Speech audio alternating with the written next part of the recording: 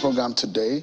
I will also like to share with you some insight that my guests on the program will be giving us on how do you impeach a president? Because now it's not only in the red chamber, it's now also gone to the green chambers, both chambers of the National Assembly. There are talks and moves to impeach President Muhammadu Buhari. How can they do it? Has there ever in the history of parliamentary politics in Nigeria being a situation where a president is being impeached?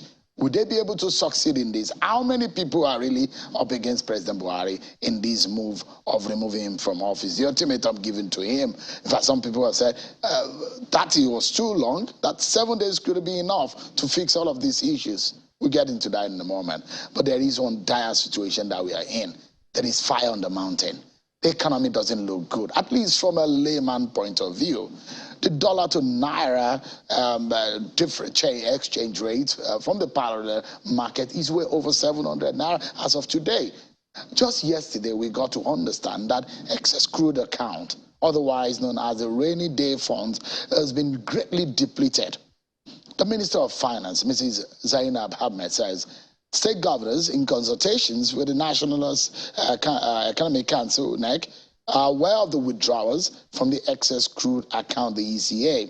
The federal government says that the balance in the the excess crude account dropped from $35.37 million to $376,605 in June. Now, the excess crude account is the difference between the market price of crude oil and the budgeted price of crude oil in the Nigeria's budget. Now, this is actually saved for a rainy day should there be a problem. Now, that has been depleted. The minister says that the account has had no accruals in the last 4 years because of the volatility of the commodity in the international market, adding that withdrawals have always been in consultations with NEC. Mr. Ahmed said the last approval that was given by the council was the withdrawal of $1 billion to enhance security. Let's take a listen to her after the FEC meeting yesterday. The economy has been growing despite very, very difficult circumstances. But the other thing I need to remind us is that this administration has been able to realize the lowest oil and gas revenue compared to all previous administrations, but has also been able to do much more in terms of deployment of infrastructure. So we have done, the administration has done well. On the issue of the excess crude account, in the past 4 years, because of the volatility in the crude oil market, we have not had any accretion to the excess crude account. So what we have had has been gradually used up for different purposes, and it's always used in consultation with the National Economic Council, that is the governors, because this is a federation account. The last approval that was given by the National Economic Council was $1 billion to enhance security. We have been utilizing that. The last tranche of that has been finally released because the deployment to the security agencies are based on the contracts that they executed, and it's been used strictly for that security purposes. So it's been, what the utilization in the account is with the full knowledge of the governor. Well, that is the finance minister, Mrs. Zainab Ahmed. Now, are we in an economic trouble in this country with what we are saying? Well, I'm not the expert here. Let's get some expert opinion. I'm being joined by a renowned political economist, Professor Pat Utomi. He joins us from Lagos. Thank you so much, Prof, for joining us tonight.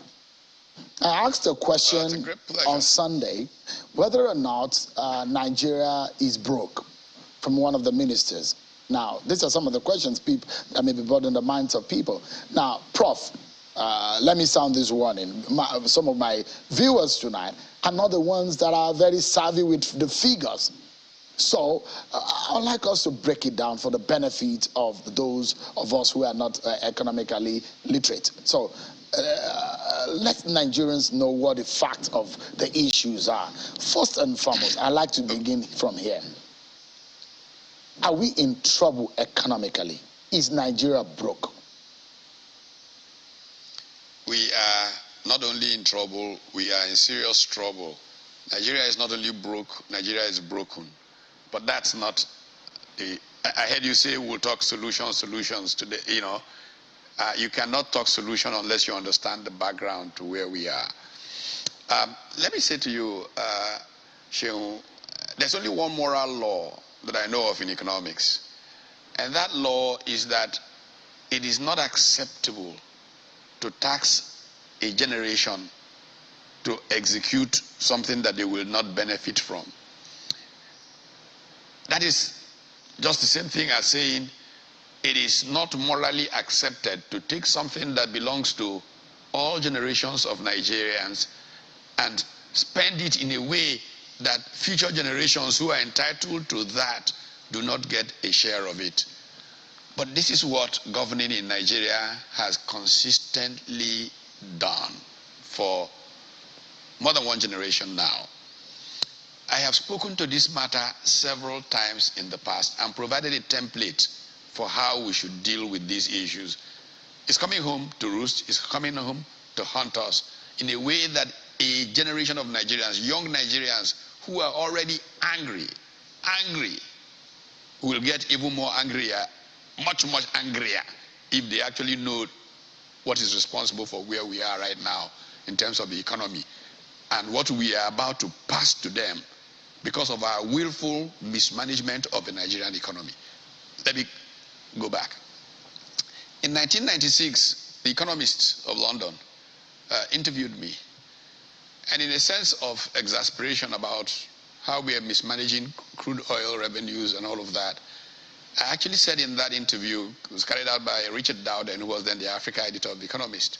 I said, you know, if we could manage to get our generals, friends, and their politician collaborators, and buy them an island, and give them access to all of Nigeria's oil revenues, or all of Nigeria's oil, or whatever, if they promise not to show their face, interfere with anything concerning Nigeria, that Nigeria will be much better off.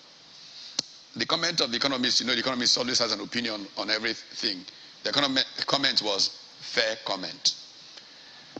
You know, this has continued in the way we've mismanaged oil revenues. In the mid-2000s, two Columbia University economists, Arvind Subramanian and Salah Imatan, wrote an IMF working paper that said, given the way the Nigerian government uses oil revenues, Nigeria's total welfare as a result of oil revenues would be better utilized if Nigeria did not have a government. In fact, they went ahead to suggest this distributable concept that if you just collected all of Nigeria's oil revenue, say, okay, there are 200 million Nigerians, there's $200 million in from oil, send every Nigerian $1 or whatever, the welfare function, Nigeria will be better off than the way Nigerian government spends oil. It does more damage to prospects of prosperity in Nigeria than if people just got their money and spent it as they liked. Why this concept? There is a way that a reasonable person, if you are head of a family, so let's break it down.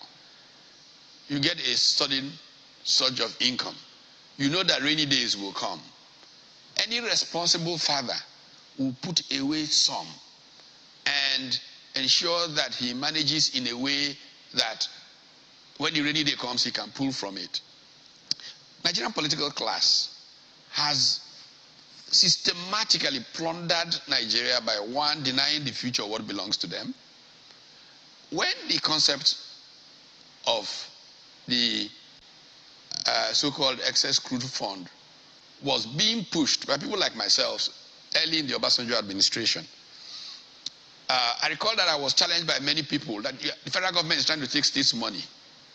And one example I've used frequently from my friends in Lagos, the government of Lagos at the time, was how can you encourage the federal government to take our money? And I said, haba, you should be smarter than that. Like any mutual fund, if a portion of money that belongs to all of us were to be taken and invested for future benefits. Like any mutual fund, the quantum of that money that belongs to the state and what accrues as profit or interest on those monies belong to that state and will be distributed accordingly. So the idea that federal government was taking your money doesn't make sense. I got pommeled until I argued them out of, being able to make that a conversation. But what has happened? We have turned to that saving anytime it suits us. We set up a sovereign wealth fund, give it a paltry amount of money. Go and look at our peers, how much they put in sovereign wealth funds. Many years ago, I had suggested, and I think I probably said it on your show before, that revenues that come to our country's purse should be broken into three, from crude oil or mineral oil deposits. Because, you see, these minerals, whether it's crude oil or gold, was put in the ground by God for all Nigerians forever. Not that an irresponsible generation will squander it and squander the future of their children, which is what we have done. What has happened is that in the way that we have spent money, we have even made creating wealth more difficult. And that's the point that is made when we say production versus revenues and, of course, conspicuous consumption. Nigeria's economy is not growing as it could or should grow because the way we spend these mineral resource wealth is preventing investments from being made in the economy. It's preventing production from taking place in the economy. But even more dangerously for where we are, having spent it the way we have spent it, it sends signals to investors, the international banking community, that we cannot be trusted with even that which we borrow, pushing us into a very precarious situation where we are today. The recommendation that I made in the past was that we should save a portion of this into, the distributable pool fund, which is what we distribute to the states, all those who are in the fiscal transfer system, state, local government, and the federal government. And we should take a fairly modest benchmark for it. Depending on how much crude oil was selling for, I suggested maybe like no more than $30 a barrel to go to that account. From $30 to, say, another benchmark of, say, $50 will go into what is essentially near money investments that we can call on when suddenly oil prices crash to below, say, $30 or whatever, and ensure that the budget is always funded at that level of $30 or so a barrel. And then anything above $50 goes to a future fund. And this future fund can only be invested in places where you can guarantee that the flows from that investment will be available to budgets 50 years from now. I mean, countries like Norway, Qatar, and the others have incredible sovereign wealth funds, that of Saudi Arabia and all of that. We've not managed to do anything significant with ours. We've just created, an economy that's not growing, that can't draw on this for rainy days, cannot draw on it for the future of our children who have as much of a right to this. In my view, and I've said this publicly, it is irresponsible the way that we manage the Nigerian economy. Let me jump in quickly. And so one will be listening to what the IMF is saying, and they've talked about renegotiating our debts as part of the trouble that we're facing currently. The Minister of Finance has said, look, there hasn't been any major accruals in the last 4 years because of the volatility of the commodity, which of course explains the reason why it's been stagnant. But it says $1 billion was the last approval given by the council for the withdrawal, and it's because of security. Now, if there is a money that you're supposed to keep... How much more security have you got for that? Say that again, Prof. How much more security have you got for the spend of $1 billion? So that's a big question. Does that $1 billion is it commensurate to what we are seeing in the output of security? Isn't that a big question? That's a big question. I mean, my argument is that when there is money that you can easily turn to and you will mismanage it. And that is the history of our country. If they didn't have access to that money, they would provide security. I'll give you a simple example of something that is fundamental to our country, even for security, but much more than for security, power, something we never seem to have. Nigeria and Egypt needed to improve their power supply situation. We needed it much more than Egypt. We both turned to the same company, Siemens.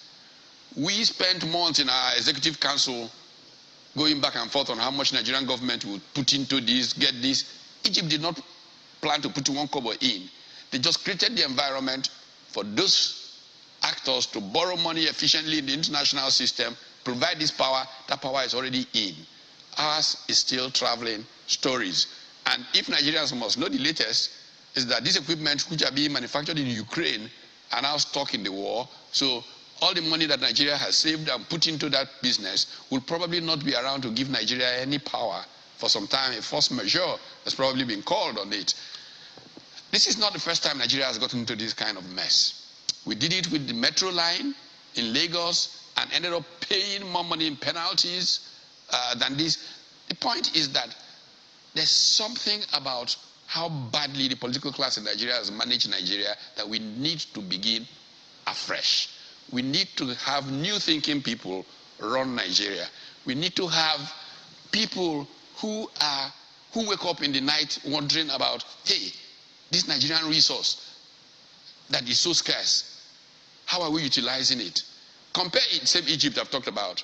Compare how many SUVs are running around in the government of Egypt and you guys in Abuja are running around in.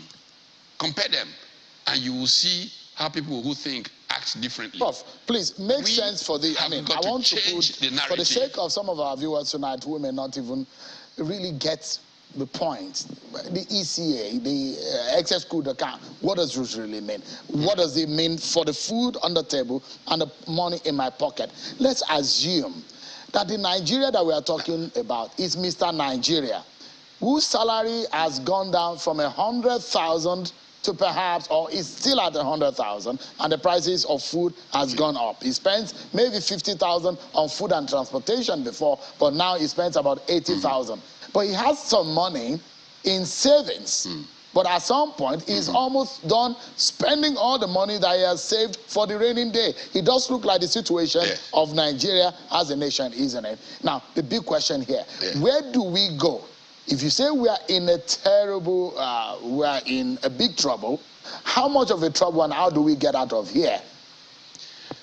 We are in big, big, big trouble, but it is not the end of the world if we do the right things. And I give you a classic example. By some point in 1991, India, because of the bad policies of the Gandhi-Nehru era, was down to 3 weeks, only 3 weeks, import bill money in its accounts. That is technically approaching bankruptcy. At that point in time, India needed to do something dramatically different than it had done. Because of the circumstance of the time, Rajiv Gandhi hadn't been killed in this assassination attempt, and India, through the Congress I party, throwing up this quote-unquote old man called Narasimha Rao as prime minister. He appoints this unusual finance minister, Manmohan Singh, and they began a set of policies which, first of all, gave more confidence to the Indian diaspora, which began to bring money into India in a surge. In fact, I used to joke in my teaching back in those days that the biggest source of new investments in India was a village in eastern Nigeria. And they would look at me and say, Nri. But of course, it was a joke because non-resident Indians. They had the money they could invest, but they couldn't bring it into an India that was uncertain. Right now, today, if Nigeria wanted to overcome the blip in its challenge, and it wanted to go and borrow, because of things like a drawdown of the excess crude account, it would not be able to borrow at a competitive rate. Look, the 2008 global financial crisis did not scratch Nigeria because of the savings that President Obasanjo managed to make. Those provided a padding, a cushion for Nigeria to ride that crisis. And so when you talk about your foreign savings, part of what it does for you is provide confidence to those who are going to deal with you that you have the capacity. Yes, you don't want to use that money, but you have the capacity to pay if you wanted to, you needed to. And so they will lend you money on better terms and allow you to be able to fix the problem of that moment. Nigeria is not there now. Even China is reluctant to lend Nigeria. China was lending anyhow to anybody, but even China is reluctant to lend money to Nigeria right now. So when you are in that scenario, that poor man gets into a worse situation because he is vulnerable and left open to the rain. Not like Nigeria was lucky because of the savings that it had at the time of the 2008 global financial crisis. So it is a direct hit to the poor guy because those who run the economy did not save as was appropriate. And by the way, this thing about there have been no accruals, Sean, what are we talking about? Oil prices have been up. Isn't that the excuse for why petrol prices need to go up and there is subsidy and all of that? It's because of higher crude prices, and we are importing instead of essentially refining, because we ruined the refineries with the mismanagement of the system. And so it's double whammy, double whammy. So how are we saying that there were no accruals because of volatility that's been on the negative side when crude oil prices have been up, and that's the excuse for why petrol prices are up? What are we talking about? We're talking how would you describe the management of the economy? Abysmal. And I'll use it 3 times. Abysmal, abysmal, and abysmal. That's why we're not producing. But the APC government said that they will fix the economy. That's the promise that we got. Is it that the economy has been badly handled? Is that what you said? That they managed it badly, or what exactly is the situation? Or they just found themselves in a bad situation? Just found? Are you kidding? Hey, the conditions have been rosier these last few years than they were at several points in the past of our country. Just look, the first thing you do when you get into, or you begin to cite crisis, is you begin to manage your consumption. Show me how the National Assembly has saved on its budget in the last 3 years as we cited things getting worse. Show me how the presidency has saved on its budget. Show me. We've been consuming like, there was no tomorrow. And that's why we are in the trouble that we are in. If we could only have stimulated production and consumption was to then pull or push the production, I would understand that. We're not producing, so we're importing, and we're consuming all those imported things beyond a level of what is decent. Ask me why all these government agencies should be buying all these SUVs, brand new ones, for all these officials who don't know what they are doing. Look, when General Obasanjo was president of this country, or head of state in this country, and I was a young, troublesome youth copper reporter attacking everybody, he said, look, crude oil prices have just dropped. We must go to a low profile. And as head of state, he reduced himself to a Peugeot 504 as the official car. And if the head of state is running a Peugeot 504, nobody could run on a car bigger. And it was called low profile. Show me one signal that those who run Nigeria today have gone to any kind of austerity measures, cutting down because Nigeria is in economic trouble. Prof, in all of this, it doesn't sound good or it doesn't look good. For those who deal in the dollar, the exchange rate is racing to the roof. Someone was making a joke the other day when the exchange rate was just about 400 naira to the dollar at the parallel market. That if we're not careful, we are going towards 1,000 naira to the dollar. But it's looking like it's going to happen. God forbid, because that's a very bad situation. Tell us, Prof, tonight, how do we salvage the naira, the economy of Nigeria as it is today? Shehu, the problems naira is facing today, it was not caused in 1 week. You want to salvage it in 1 day. Let me put it very clearly to you. Markets are very important for progress. Institutions are critical wedges that make markets work. The foreign exchange market was built with painstaking effort over a period of time. The period that I talked about earlier of the 70s were periods when we had a block currency. Central bank approved every transaction. It was, very tedious process. And we knew that if the Nigerian economy was to resume growth, this was a part of the challenge of the structural adjustment program, we needed to go to markets for a variety of things, including foreign exchange. And gradually, systematically, with all the problems and corrections, we started with a two-tier foreign exchange market called SFEM. We did all of these things, and finally, a foreign exchange market took place. It was fairly stable. Central bank managed it fairly well, and it was working for everybody, gave confidence to international investors, local investors, everybody alike. And then suddenly, in the last 6, 7 years, we began to play games, began to have multiple exchange rates. It was inevitable to anybody who understands institutions and economic performance that what is happening today would happen. So it has happened. It was predicted, was predictable, it has happened.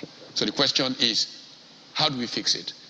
It won't be a one-day fix. We've got to bring back confidence that we believe in markets and that these markets will work. What are the ways we do it? First of all, we have to ramp up production. We have to reduce consumption of non-essentials. And so we've got to begin to do some austerity. And government is not just, don't waste this money that does not exist. How do we stimulate people to produce? How do we begin to export?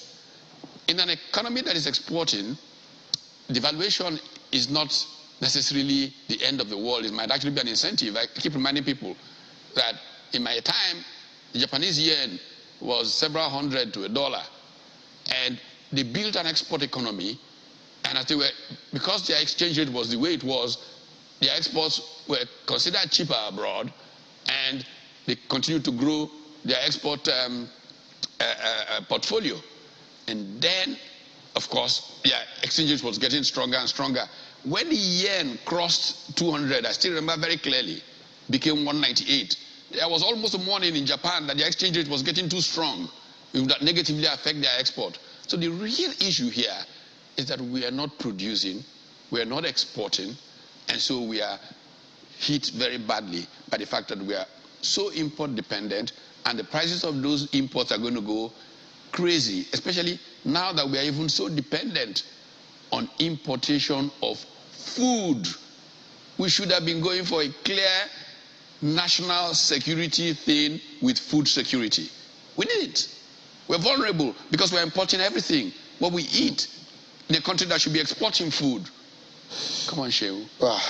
We can fix this if we just take ourselves seriously for a little bit. Keep people who think politics is adventure to go and make money out of politics, and get people who want to serve and earn immortality for giving of themselves for the good of the common person. Common good of all. Thank you so much, Prof. I just, perhaps in my mind, assume that Nigeria is in a mechanic workshop right now and is getting someone who really knows how to fix it to get things fixed, because things are getting bad. Thank you so much, Prof, for your insight tonight, and hope that we get things better in this country. Thank you so much indeed for your thought. I pray so. Yeah.